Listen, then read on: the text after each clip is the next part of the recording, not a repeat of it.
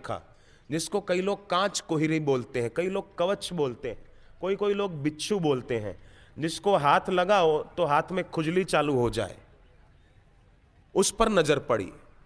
बस वीरबल के मन में आया कि अब इस अकबर को सबक सिखाऊं। सत्ता पाकर मतवाला हो गया है और तुलसी का अपमान कर दिया। शायद अकबर को पता नहीं कि सत्ता हमेशा नहीं रहती, सत्य हमेशा रहता है।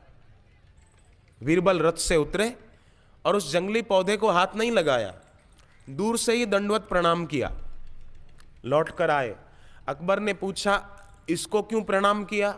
वीरबल ने कहा कि उस दिन जिस पौधे को प्रणाम किया था वो तो हमारी हिंदुओं की माता थी, आज जिसको प्रणाम किया ये हम लोगों का बाप कहलाता है।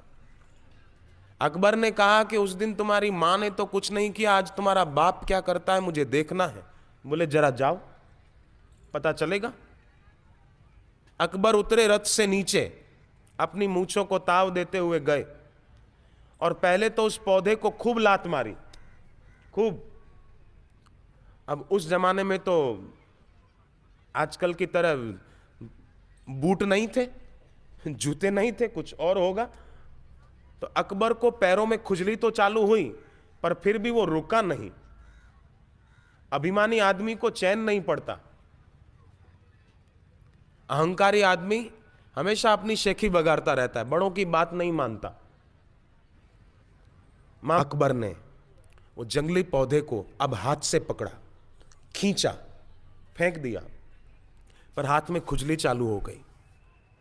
हाथ जहां रखे, यहां रखे तो यहां खुजली चालू हो गई, जहां हाथ रखे वहां खुजली चालू हो गई। अकबर को कहा, वीरबल को कहा, वीरबल मेरे शरीर में इतनी खुजली कैसे चालू हो गई अचानक? वीरबल ने कहा, जहां पना हमारी हिंदुओं की माताएं बड़ी दयालु होती हैं, पर बाप बड़े कड़क मिजाज के होते हैं। हमारे बाप ने आपको सजा कर दी। जिस अकबर ने तुलसी को उखाड़ कर फेंक दिया था, उसी अकबर से फिर बाद में वीरबल ने माफी मंगवाई कि अब ये खुजली तभी मिटेगी, ऐसा ऐसा करो, तुलसी के क्यारे में जल डालो, ऐसा लंबी कहानी आती है।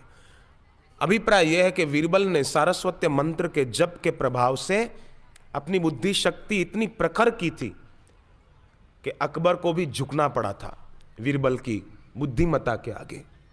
तो विद्यार्थी जप करने का भी नियम बनाए। विद्या